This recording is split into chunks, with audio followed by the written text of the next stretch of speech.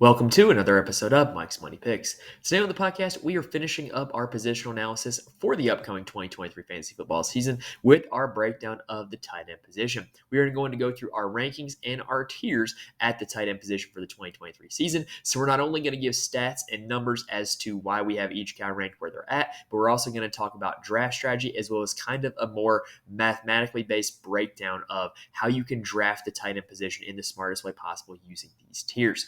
All right, so that does it for the introduction. Let's go ahead and dive right into it and start with our number one overall tight end for the 2023 season. All right, so tier one at the tight end position for the 2023 season is one man and one man only, and that is Travis Kelce. He is the undisputed tight end one for the 2023 season, and I can just go on all day as to why he should be that. He's finished as tight end one in 4 of the last 5 seasons. Last year, he led all tight ends in targets, receptions, yards, and touchdowns. And he ranked third among all tight ends in target share last season, as well as air yard share. And so I think you're getting a guy that is part of a great passing offense, is going to see a lot of volume in this passing offense, and is just going to be able to rack up fantasy points for you. In my opinion, no draft pick is too early for Travis Kelce. I would be totally on board with drafting him with your first round pick. And I think that the math supports that. And also, if you're wondering why he's the only one in my tier one, because he's the only one that I would draft in the first round. That is why. So let's talk about the math as to why Travis Kelce might make sense as a first round draft pick. So in 2022, Travis Kelce averaged 5.9 more fantasy points per game than tight end two. So in other words, he scored 144% of the points relative to tight end two. This is the same gap from tight end one to tight end two as at other positions, quarterback one all the way down to quarterback seven, running back one all the way down to running back nine, and wide receiver one all the way down to wide receiver 12. So in other words, you're getting a guy who pretty much just is head and shoulders above the rest of his position. And even if in a draft, in the first round, second round, wherever, even if you get it right and you draft the best running back or the best wide receiver, guess what? The gap from the guy that you drafted in that round, the first round, maybe the second round, to the guy you could have gotten in the third or fourth is probably not as big as the gap as Travis Kelce to the next available tight end. It's just that substantial. And when you look at it over the course of a whole season, he scored double the points of tight end 10. So, like the bottom tier starter in a 10-team fantasy league, Travis Kelce was doubling that up on a weekly basis. In fact, in terms of roster construction, I like Travis Kelce for this reason. You're getting a guy at the tight end spot who is pretty much going to outscore your opponent every week. If you don't think that that actually happened, well, go back and look it up. Travis Kelce was a top 3 tight end more often last season than he was not. So if you're coming in the top 3 of your position group pretty much every week, then that means that you're going to be outscoring your opponent at that position pretty much every week, which just means that the rest of your roster just needs to tread water because Travis Kelce is going to give you that advantage week in and week out. I advise going into drafts with this mindset of whether you know the spot you're in or not, having the guys that you want to take in the first round. And if it falls to you and those guys aren't there, or you don't want to really reach for one of those guys, I have no problem taking Travis Kelce in the first round. That's why I have him in my tier one of tight ends, and I have him as the number 6 overall in my rankings for the 2023 season. Tier 2 of tight end is another standalone tier. It is Mark Andrews of the Baltimore Ravens. In my opinion, he is the undisputed tight end 2 for the 2023 season. I think he is worth a 3rd to 4th round pick, depending on how big your league is and depending on where your roster construction is at. If you're in a deeper league, I could actually make the argument for Mark Andrews to go in the 2nd round. So Mark Andrews is currently the answer to a trivia question. He is the only active tight end to outscore Travis Kelce in a season when he finished as tight end 1 in 2021. Last year, Andrews regressed just a little bit. He ranked as tight end 4 overall and tight end 3 in fantasy points per game. The weird thing is, in 2021, a big reason why he finished his tight end 1 was because Tyler Huntley was playing for Lamar Jackson, and Tyler Huntley was just like spoon-feeding Mark Andrews like every time he dropped back to throw. And last season, it was like either Huntley looked elsewhere or teams knew that he did that in 2021, and he did not have as much production when Tyler Huntley was under center. Mark Andrews did the meat of his production when it was Lamar Jackson playing quarterback. Mark Andrews' volume was still really solid in 2022. He ranked third among all tight ends in targets and first in target share and air yards at the tight end position. And also, the Baltimore Ravens have a new offensive coordinator in Todd Monken, who has promised to open up the offense a little bit more and, kind of be a little bit more of a vertical passing game. And I think this could play into Andrews' strengths. So I think you're looking at a guy who has a really solid workload, is a huge part of his team's passing game, and that passing game volume may increase. Yeah, Mark Andrews is the obvious tight end 2 for me for the 2023 season. Tight end tier 3 is another standalone tier, and that is TJ Hockenson of the Minnesota Vikings. In my opinion, he is worth a fourth to fifth round pick, depending on the size of your league. In standard leagues, I would say fifth round. In deeper leagues, I would say fourth round. Now, Hockenson last year finished as tight end 2 overall and tight end 4 in fantasy points per game, but that doesn't tell the whole story because he was traded midseason to the Minnesota Vikings, and in his time with the Minnesota Vikings, Hockenson ranked as tight end number 3 overall and in fantasy points per game while he was wearing that purple and gold. Now, in terms of total volume last season, Hockenson ranked second among all tight ends in targets and fifth in target share. And also, he saw a pretty, what's the word I'm looking for? Sustainable season, I guess would be the right word to use. He's not due for any big time touchdown regression or anything like that, as he finished as tight end 3 in expected fantasy points per game last season. I think TJ Hockenson is a really solid target. I think he is head and shoulders above the rest of the tight end position, but I don't have him ranked quite highly as Mark Andrews. So I think that TJ Hockenson is a pretty solid candidate for tight end 3 overall for 2023. My tier 4 is where it gets a little bit deep. I have in my tight end tier 4, starting with tight end 4, Darren Waller, 5, George Kittle, 6, Kyle Pitts, and 7, Dallas Goedert.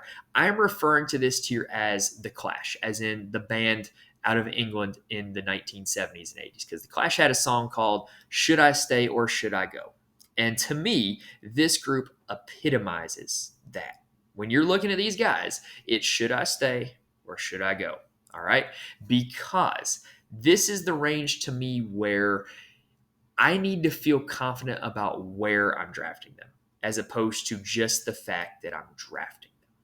I do not want to reach for one of these guys. I do not want to, look at my lineup and say, oh, I need a tight end. Who's the top tight end on the board and click.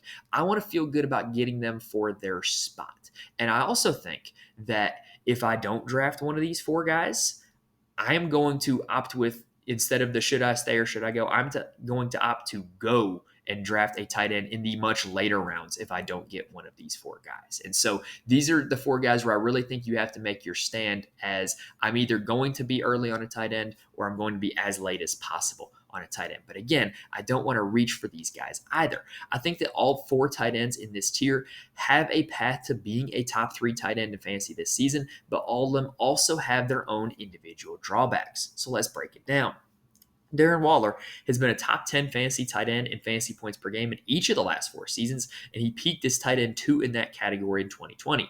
The drawback, he hasn't really been fully healthy since 2020. He's missed part of 21, he's missed part of 2022, and he's also playing for a new team, the New York Giants. However, I think that might play into his favor, as the Giants do have a lot of targets that I think are up for grabs because their receiving core is just not that great. So I think Darren Waller could emerge as a really sound target for Daniel Jones, and if he's able to stay healthy, I really think Darren Waller has the most upside out of this tier. George Kittle is my tight end 5, and last year he was tight end 3 overall. But the drawback is he did most of his best work when Deebo Samuel was inactive last season. When Deebo was hurt, Kittle saw his target shares jump, and he saw his fantasy points per game jump because of it. But what I do like about George Kittle is he's been a super consistent option for pretty much the last half decade. He's been a top 4 tight end in fantasy points per game in each of the last 5 seasons. So while I do think that last year was a little bit fluky, and I don't think he's going to repeat what he did last season, I still got him ranked as tight end 5 because he's been that top 5 fantasy tight end for the last half decade. Kyle Pitts is going to be my tight end 6. And Kyle Pitts is the one of this group who was the big-time disappointment last season. He finished as tight end 22 in fantasy points per game in the 2022 season, and this was after finishing as tight end 6 overall and tight end 11 in fantasy points per game in his rookie year in 2021. And y'all, it was a great rookie year for Pitts. He came into the league as pretty much one of the best prospects at the tight end position of all time because of how big and how fast he is, and Matt Ryan was able to find him a lot, and he had a really successful successful rookie campaign. Last year, he gave us flashes of that. He had 2 weekly top 10 performances, and he did lead all tight ends in deep targets, but quarterback play let him down big time. He only had a catchable target rate of 59%, with primarily Marcus Mariota throwing him the football. That's got to change this year. Desmond Ridder, I don't think Desmond Ridder is necessarily good, but I think he can give Pitts a better catchable target rate than 59% over the course of a whole season. Now, what I do like about Pitts was he was seeing a pretty solid volume prior to his season-ending injury last year. He ranked second among all tight ends in target share before that injury took him out for the season. Dallas Goedert is my tight end 7, and he finished 2022 as tight end 12 overall and tight end 5 in fantasy points per game. And he ranked as tight end 4 when when Dallas Goedert got injured in week 10, he ranked as tight end 4 before he missed a period of time. So Dallas Goedert was really rolling last season until he got injured. However, the Eagles' offense is not a super high volume passing offense. We've never seen a massive ceiling out of Dallas Goedert, and he's still competing for targets with A.J. Brown and Devontae Smith. So I just couldn't have Dallas Goedert ahead of Waller, Kittle, or Pitts, but I do think he belongs well above the next tier. All right, so let's go ahead and talk about tier 5. And this is a big tier. This is Pat Freiermuth, David Njoku, Evan Ingram, Dalton Schultz, Cole Kmet, Greg Dulcich, Dalton Kincaid, and Gerald Everett. Yeah, big tier. So I have this range all grouped pretty closely together in my overall rankings. So here is how I decided to have this tier and why it's so big. I do not want to go any deeper than this tier to secure a starting tight end, whether I am in a deep league, 10-team league, PPR, half PPR, whatever. I don't want to go below Gerald Everett at tight end 15 as my starter. And I also am not opposed to grabbing 2 from this tier.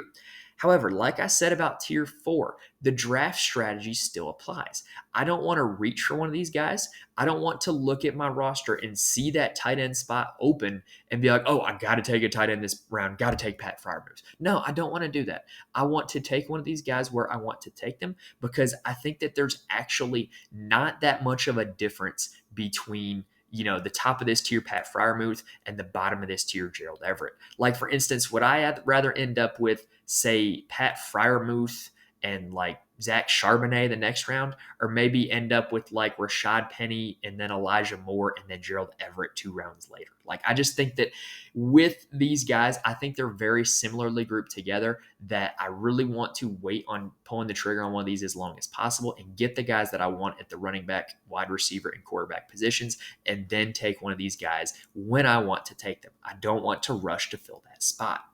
All right, so let's go ahead and start breaking down the rankings for this tier, starting with my tight end 8, Pat Freiermuth. Pat Freiermuth finished as tight end 7 last season after finishing as tight end 13 as a rookie. To me, he represents the high floor option in this group. Kenny Pickett is an improving quarterback, and Pat Freiermuth did his best work last season with Kenny Pickett at quarterback. So I do expect that Pat Freiermuth is going to continue to give you a pretty solid season with a solid amount of volume, but I don't think he necessarily has a super high ceiling. David Njoku is my tight end 9, and I think he's another option with a high floor. He finished 2022 as tight end 11 overall and tight end 8 in fantasy points per game. And the Browns targeted the tight end position as a whole at the 4th highest rate in the NFL in 2022. The only downside for Njoku's sake is that some of those were shared with Harrison Bryant. But I do think that Njoku is a solid target. He seemed to work really well with quarterback Deshaun Watson at the end of last season. And the tight end 8 in fantasy points per game finish last year gives me definite hope that he can return the favor and be another top 10 fantasy tight end in 2023. Evan Ingram is my tight end 10, and this is a little bit controversial because I definitely think that Evan Ingram is not going to see what he saw last season. Evan Ingram last year was tight end 5 overall and tight end 7 in fantasy points per game. However, Calvin Ridley is now a Jacksonville Jaguar. Well, I guess he's now an active member of the Jacksonville Jaguars now that he's done with his gambling suspension. And I just don't see Evan Ingram having the same target share or, the same average depth of target. Like, I just don't see him getting the same volume and the same lucrative targets that he got last season. Now that Calvin Ridley is a part of this offense, I just don't see it happening. And so Evan Ingram is my tight end 10 for that reason. Speaking of guys who are not in the same situation as last year, Dalton Schultz is my tight end 11. Dalton Schultz has been a top 10 tight end in each of the last 2 seasons as a Dallas Cowboy. He is no longer a Dallas Cowboy, though. He is now a Houston Texan.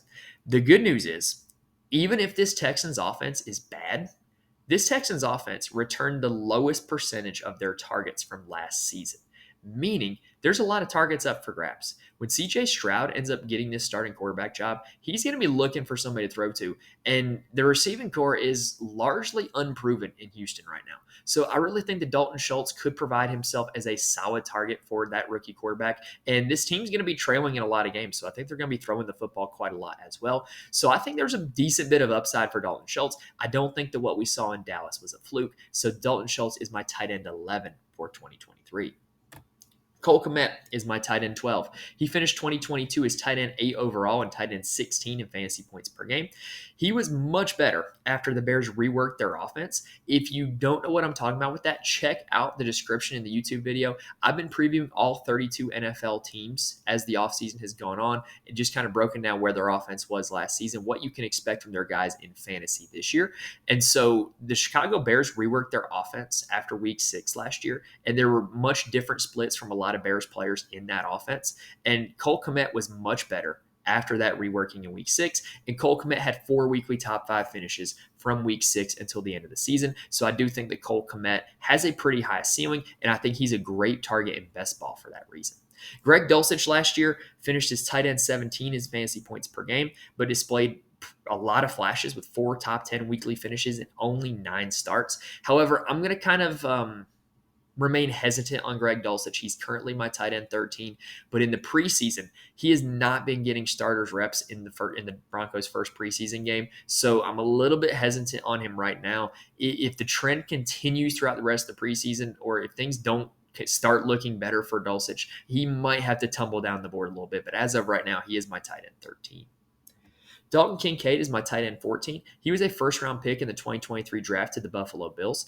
Dawson Knox has finished as tight end 14 or better in each of the last 2 seasons, and the Bills have slot snaps up for grabs with Isaiah McKenzie no longer being a part of the team. So Dalton Kincaid, whether he's lined up at tight end, slot, wherever, I do think this Bills offense is a very lucrative one for pass catchers, and if he just takes over the Dawson Knox role, he can very easily pay off that price tag of tight end 14. Gerald Everett is my tight end 15, and it sounds like a knock, but I actually really like Gerald Everett. He finished as tight end 13 overall and tight end 11 in fantasy points per game last year, and he now has Kellen Moore as his offensive coordinator coming over from Dallas, who utilized the tight end position quite a lot in each of the last 2 seasons with Dalton Schultz, like we talked about earlier. So Gerald Everett right now, I might be inclined, sitting here recording this on a Saturday night, I might be more inclined to take Gerald Everett over Greg Dulcich. And I might be making that swap in my rankings if the preseason doesn't start trending in a better direction for Greg Dulcich. I really do like Gerald Everett. That is why he is the end of my tier 5 for tight ends. Tier 6 is going to be an interesting one. It is Juwan Johnson, Chig Okonkwo, Sam Laporta, Hayden Hurst, and Irv Smith Jr. This tier, these are guys that I don't want to draft to be my starting tight end. I do not think they are dependable week in and week out fantasy starters, but I do think that they are guys who have some upside that if you draft them as your backup, whether you're in a deep league, 10-team league, whatever, if you draft them as a backup, they can definitely be bye-week fill-ins. They can definitely be injury fill-ins. They definitely give you some weekly and season-long upside. It's just a question of whether or not they're going to hit it. Juwan Johnson is my tight end 16, and he had a very quiet tight end 15 finish last year, and he now has a quarterback in Derek Carr, who has historically targeted tight ends at a very high rate. Chig Okonkwo is my tight end 17 of the Tennessee Titans. He became a full-time starter in Week 13, and he ranked as tight end 7 from Week 13 through the end of the season. The only red flag here is that they signed DeAndre Hopkins in free agency, and surely DeAndre Hopkins is going to be stealing targets from all the Titans pass catchers. Sam Laporta is my tight end 18, and he's a rookie for the Lions drafted out of Iowa. And the Lions had TJ Hawkinson ranking at tight end 5 when he was traded away to the Vikings midseason. So we do know that this offense can support a top 5 tight end. Hayden Hurst ranked as tight end 19 in fantasy points per game last year in Cincinnati, while ranking only 24th in snap share. He now plays for the Panthers with Frank Reich as a coach who targets the tight end position quite a bit historically. Irv Smith Jr. is the new starting tight end for the Bengals, where Hayden Hurst ranked as tight end 19 last year. So that is where I have Irv Smith right now as tight end 19. And I also made one addition to this tier. I had this as a typo on the PowerPoint. My apologies. Tyler Higbee is the last guy that I'm going to put in this tier as my tight end 20. He ranked as tight end 6 last season for the LA Rams, but as very in flux as the Rams offense was last year, I don't know how dependable that number is to go on. I do know if Matthew Stafford is healthy, he is a guy that Matthew Stafford looks for, but I don't necessarily want to draft him to be my starting tight end because of how uncertain the Rams' entire situation is. So Tyler Higbee does find himself here in my tier 6 of tight end. All right, let's talk about the last tier. This is tier 7. I'm referring to this tier as the dart throw tier. These are guys that are most likely going to go undrafted in standard 10-team redraft leagues. In deeper leagues, yeah, they're going to get drafted. In best ball leagues, yeah, they're going to get drafted. But I have no problem just throwing a late round dart at one of these guys and seeing if it sticks, and maybe you get lucky, maybe you don't. Whatever. It's your last pick, right? If you like one, I don't have an issue with drafting one. Just know that these guys are more than likely going to be available on the waiver wire. So it's a big tier. Starting with tight end 21, Mike Gesicki, Michael Mayer, Taysom Hill, Dawson Knox, Hunter Henry, Zach Ertz, Trey McBride, Jake Ferguson, Logan Thomas, and Jelani Woods. Holy crap, let's break them down one by one so this makes more sense.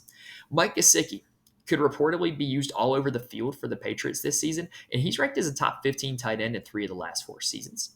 Michael Mayer is a rookie out of Notre Dame for the Las Vegas Raiders in an offense that historically has used the tight end quite a bit with offensive play caller Josh McDaniels. I also really liked Mayer as a prospect coming out of Notre Dame. I think he's going to be a really good NFL player. Might not be this year because rookie tight ends are historically not a great bet, but I really do like the future for Michael Mayer.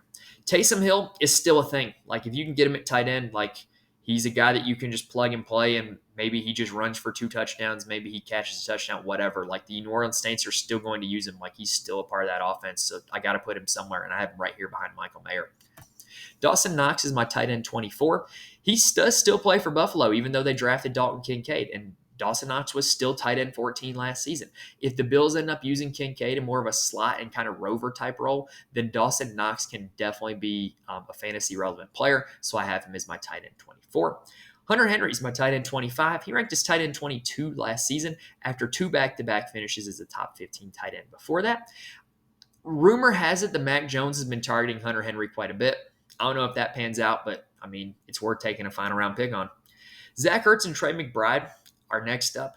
They both really had some success during their turn as tight end 1 in Arizona last season. I don't know who it's going to be. I don't know when Zach Ertz is coming back, but if one of them ends up playing, one of them could definitely end up being a top 10 tight end.